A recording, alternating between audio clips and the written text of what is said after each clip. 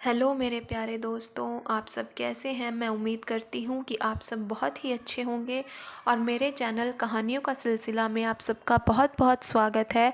और आज मैं आपकी दोस्त आपके लिए लेकर आई हूँ एक और बहुत ही दिलचस्प कहानी जिसका नाम है उसकी बीवी। तो चलिए दोस्तों, हम कहानी शुरू करते हैं। वो दोनों तीसरी मंजिल के एक कमरे में थे। ये छोटा सा कमरा अपनी हल्की नीली रोशनी के साथ बाहर से यूं दिखाई देता गोया ट्रेन का कोई ठंडा डिब्बा है। जिस तरह रेलवे वाले गर्मी के मौसम में फिरदौसे सीमी या ख्वाबे सीमी वगैरह शायराना नाम रखकर बाज़ खास गाड़ियों में जोड़ देते हैं। बारिशों का ज़माना करीब करीब ख़त्म हो चुका था। मकानों में बसने वाली मखलूक ने पसीने, बदबू और घुटन से निजात पाई थी। फिज़ा में खुसूसन रात के वक्त खुनकी होने लगी थी। हाँ, जब कोई बड़ा सा काले रंग का पतंगा अपनी तेज़ भनभनाहट के साथ अंधाधुंध किसी बरकी कुमकुमे के चक्कर काटने लगता तो जाहिर हो जाता कि बरका रुत अभी गई नहीं। नज़्मा भी ठीक इसी तरह सीधी मांग निकाला करती, नौजवान ने कहा, मगर कभी कभी वो गुद्दी तक मांग ले जाती। ये तरीका उसने एक बंगालन से सीखा था। नसरीन चुप रही, नज़रें फर्शी सिंगार मेज़ के आईने पर जमाए जिसमें उसे अपना धुंधला धुंधला लंगू अक्स दिखाई दे रहा था। वो बालों में कंघी करती रही, जैसा कि सोने से पहले बाज़ औरतों की आदत होती है। नौजवान उसके पास ही चांदनी पर कोहनियों के बल औंधा लेटा हुआ था। यूं लेटने से उसकी सफ़ेद सिल्क की कमीज और खाकी जीन की पतलून में जा बजा सिलवटें पड़ गई थी। उसने चंद लम्हे जवाब का इंतज़ार किया और फिर कहना शुरू किया। कभी कभी नजमा अपने दाहिने कान के पास से अपने भूरे बाल की एक लट निकालकर लामसा बना लिया करती, जो उसके सुर्ख सफ़ेद भरे भरे गाल पर बहुत भला लगता। नसरीन के चेहरे पर खफीक सी इज़्मेलाल की कैफियत पैदा हुई, मगर ज़बान से अब भी उसने कुछ ना कहा। वो सोच रही थी, ये कैसा मर्द है जिसके पास बात करने को बीवी के सिवा और कोई मौजू ही नहीं। वो 2 घंटे से बराबर उसी औरत का जिक्र सुने जा रही थी जो अब दुनिया में मौजूद न थी। इन 2 घंटों में वो इस नौजवान की मुतहिल ज़िंदगी के तमाम अहम वाक़यात और उसकी महरूम बीवी की बहुत सी आदतों और खसलतों से वाकिफ़ हो चुकी थी। ये कि उसे बचपन से ही अपनी बीवी से इश्क था। ये कि नजमा का बाप उनकी शादी के खिलाफ था मगर मामू और चचा हक में थे। ये कि नजमा लंबे कद की थी, उसे गाना सीखने का बहुत शौक था। जब वो हंसती तो उसके बाएं गाल में गड्ढा पड़ जाता। उसे हीना का इत्र बहुत मरगूब था। वो क्रोशिये से मोर बहुत अच्छा बनाया करती थी। शुरू शुरू में नसरीन को इस जिक्र से कुछ यूं ही सी दिलचस्पी हुई थी जैसा कि इब्तिदा में उमूमन एक औरत को दूसरी औरत के जिक्र से हुआ करती है, मगर जल्द ही वो उससे बेजार हो गई थी और आखिर जब उसकी जमाइयाँ और अंगड़ाइयाँ भी इस मौजू से उसका पीछा ना छुड़ा सकी तो जच होकर उसने चुप साध ली थी। वो अब चोटी करके जूड़ा बांध चुकी थी और उन हेयर पिनों और क्लिपों को जिनसे वो अपने बालों की आराइश में मदद लिया करती, फर्श से उठा उठाकर सिंगार मेज के खाने में डाल रही थी। इस असना में नौजवान की नज़रें उसकी गोरी गोरी उंगलियों की खफीक तरीन हरकत का भी तकाउब करती थी। 2 मिनट खामोशी में गुजर गए। कई दिन हुए इस नौजवान ने नसरीन को देखा था। उसे देखते ही उसे अपनी महरूम बीवी की याद बेतरह सताने लगी थी और वो उससे मिलने की तदबीरें करने लगा था।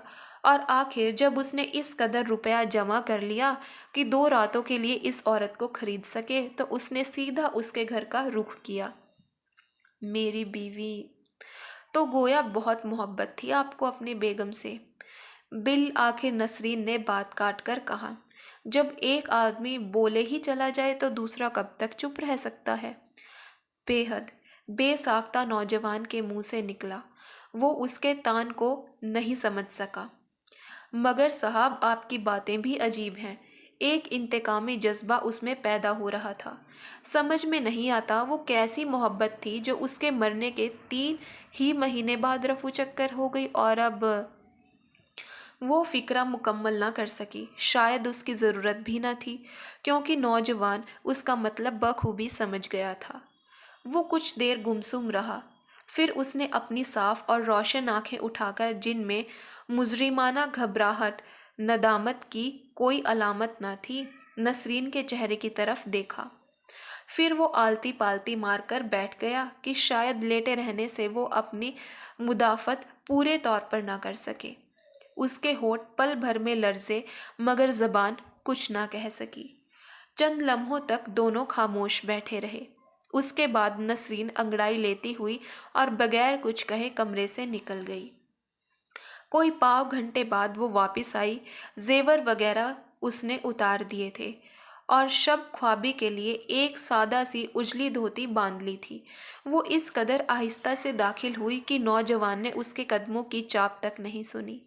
وہ چاندنی پر پیٹ کے بل لیٹا ہوا تھا۔ اس کی عمر 24-25 برس سے کم نہ ہوگی، مگر اس وقت برقی لیمپ کا مدھم نیلی روشنی میں وہ اپنی چھوٹی چھوٹی سیاہ مونچھوں، گھنے ابروؤں اور چمکتی ہوئی آنکھوں کے ساتھ کالج کے کسی ابتدائی جماعت کا طالب علم معلوم ہوتا تھا۔ اس کے سامنے چاندنی پر مٹر کے دانے کے برابر ایک سیاہ پتنگا چت پڑا تھا، جو شاید برقی کمکمے سے ٹکرا کر نیچے آ رہا تھا۔ پتنگا اپنی ننھی ننھی بال سی ٹانگیں ہوا میں ہلا ہلا کر اور سر کو فرش پر رگڑ رگڑ کر سیدھا ہونے کی کوشش کرتا، مگر جہاں اسے ذرا کامیابی ہوتی، نوجوان ایک بجھی ہوئی دیہ سلائی کے سرے سے پھر اسے اوندھا کر دیتا۔ جب نسرین بالکل اس کے سر پر آ کھڑی ہوئی تو وہ چونک پڑا۔ اوہ، آپ ہیں؟ اور اس نے کچھ شرمندہ سا ہو کر پتنگے کو دیا سلائی سے پرے اچھال دیا۔ بیگم صاحب کے مرنے کا رنج تو بہت ہوا ہوگا آپ کو؟ یہ سوال کر کے وہ خود حیران رہ گئی۔ نوجوان نے لمحہ بھر تأمل کیا اور پھر سنجیدہ لہجہ میں کہنا شروع کیا، نہیں، شروع میں ایسا غم نہیں ہوا تھا، یقین ہی نہیں آتا تھا کہ ایسا ہو گیا ہے، مگر میں زیادہ دن اس فریب میں نہ رہ سکا، میں بیمار پڑ گیا۔ مہینہ بھر چارپائی پر پڑا رہا۔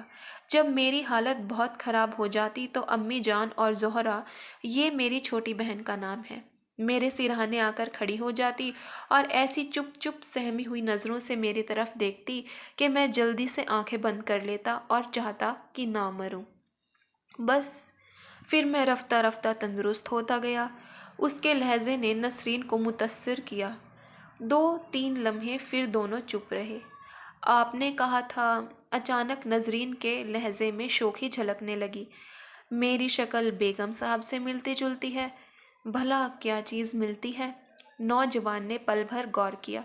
سب سے زیادہ تمہاری آنکھیں نظمہ سے ملتی ہے۔ یہ کہتے وقت اس کے ہونٹوں پر ہلکی سی مسکراہٹ آ گئی تھی، مگر لہجے سے ابھی افسردگی کا اثر دور نہیں ہوا تھا، ویسی ہی سیاہ اور گہری۔ دوسرے نمبر پر ٹھوڑی ویسی ہی پتلی، اور تیسرے نمبر پر، چلیے ہٹیے، بنائیے نہیں، تمہارے بال، تمہاری گردن۔ نوجوان کی فطری چونچالی تیزی سے بحال ہو رہی تھی اور نسرین خود کو روکے ہوئے تھی کہ اس سلسلے میں کوئی اور سوال نہ کر بیٹھے۔ آدھ گھنٹے بعد روشنی گل کر دی گئی اور وہ دونوں کھڑکی کے پاس پلنگ پر دراز ہو گئے تھے۔ نوجوان، جو رات کو جلد ہی سو جانے کا عادی تھا، زیادہ دیر تک نہ جاگا۔ نسرین آنکھیں کھولے دیر تک کھڑکی میں سے آسمان کو دیکھتی رہی۔ یہ قمری مہینے کی آخری تاریخوں کی ایک رات تھی۔ آسمان صاف مگر تاریک تاریک سا تھا۔ ستارے اس قدر تیزی سے چمک رہے تھے کہ معلوم ہوتا تھا زمین کے قریب سرک آئے ہیں۔ نسرین ستاروں کو ہمیشہ دلچسپی سے دیکھا کرتی تھی۔ سب سے پہلے جب وہ ستاروں سے آشنا ہوئی تھی، اس کی عمر 4 برس کی تھی۔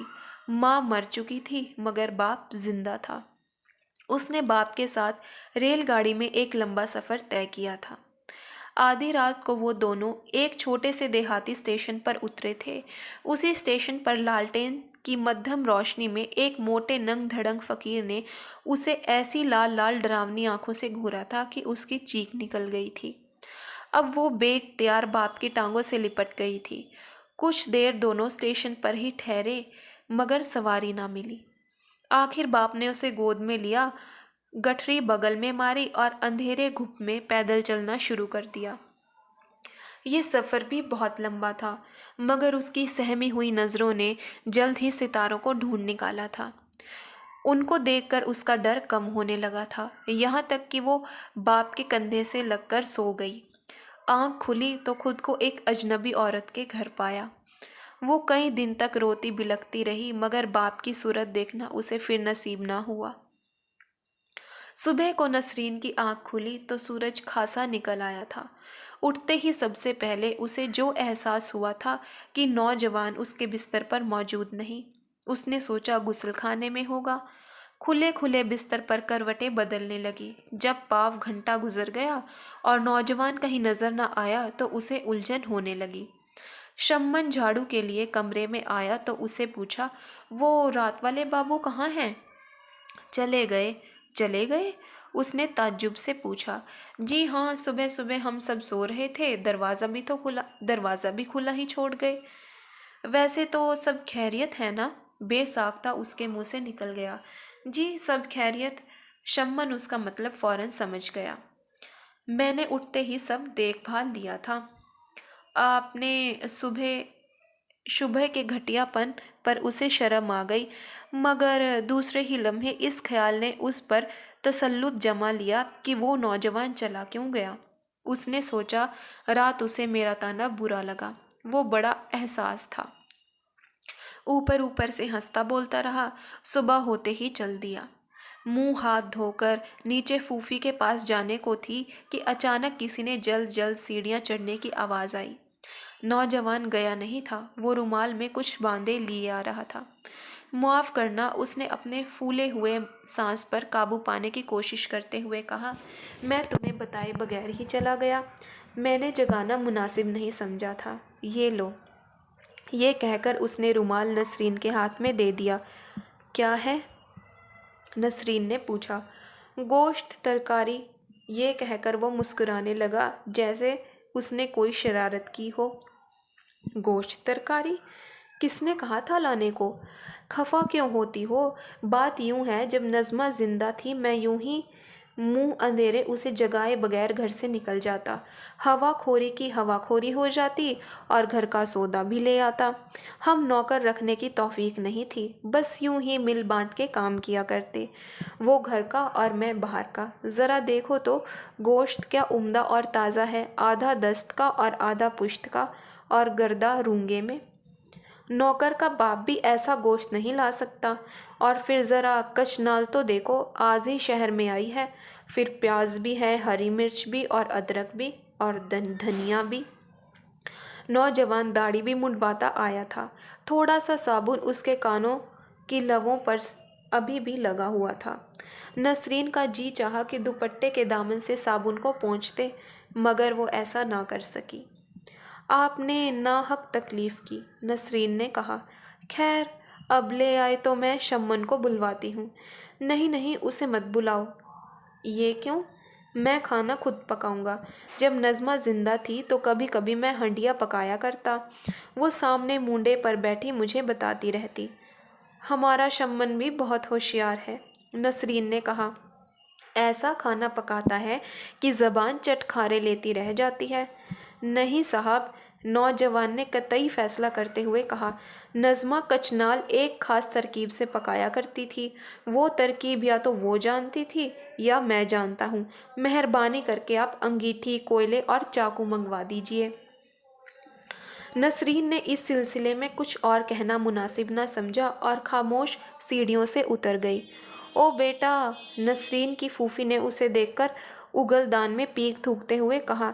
मैं अभी अभी शम्मन से कह रही थी कि तुम्हारा और उसका नाश्ता ऊपर ले जाए। मैं नाश्ता नहीं करूँगी, उसके लिए ऊपर भेज दो। तुम चुप क्यों हो? नहीं तो। शक्ल से तो बड़ा कम ज़बान मालूम होता है। नसरीन ने कुछ जवाब ना दिया। क्या कर रहा है इस वक्त? फूफी ने पूछा। हंडिया का सौदा खरीद कर लाया है, खुद ही पकाने बैठा है। नसरीन की फूफी खिलखिलाकर हंस पड़ी। सच? हाँ हाँ, बड़ा ही सीधा साधा है। खपती है, पूरा रात भर अपनी मरी हुई बीवी की बातें करके दिमाग चाट गया। शम्मन को उसके पास भेज देना, हाथ बटाता रहेगा। मैं ज़रा नौ बहार के यहाँ जाती हूँ। नसरीन का ख्याल था कि वो कम से कम 1 घंटा नौ बहार के यहाँ ज़रूर ठहरेगी, मगर पाव घंटा भी ना गुजरने पाया था कि उठ आई। सीधी ऊपर की मंजिल में पहुंची। देखा कि कमरे के बाहर दलान में अंगीठी दहक रही है और नौजवान उसके पास ही एक छोटी दरी पर आलती पालती मारे बैठा प्याज कतर रहा है। आंखें सुर्ख हो रही हैं, पानी बह रहा है। उसे ज़रा हट के शम्मन बैठा बड़े मज़े से ये तमाशा देख रहा है। शम्मन, नसरीन ने किसी कदर सख्ती से कहा। तुम बैठे मुंह क्या तक रहे हो? साहब से प्याज लेकर क्यों नहीं कतरते? मैं तो कई दफ़ा अर्ज़ कर चुका हूँ, शम्मन ने मुंह बनाकर कहा, पर साहब मानते ही नहीं। मुझसे आग जलाने को कहा तो मैंने जला दी। अच्छा, तुम नीचे जाओ। जब शम्मन चला गया तो नसरीन ने कहा, हज़रत, ये इस उम्र में हंड कुलिया पकाने की क्या सूझी है? लाइए प्याज मुझे दीजिए और जाकर आंखों पर छींटे दीजिए। और उसने हाथ बढ़ाकर नौजवान की गोद से प्याज की रकाबी खुद ही उठा ली। नौजवान ने मुजाहमत न की। 2 घंटे के बाद जब वो दोनों दस्तरखान पर खाना खाने बैठे तो नौजवान ने कहा, मुआफ़ करना, मेरी वजह से तुम्हें इतनी तकलीफ़ उठानी पड़ी। बात ये है कि नज़्मा, बातें छोड़िए और खाना खाइए।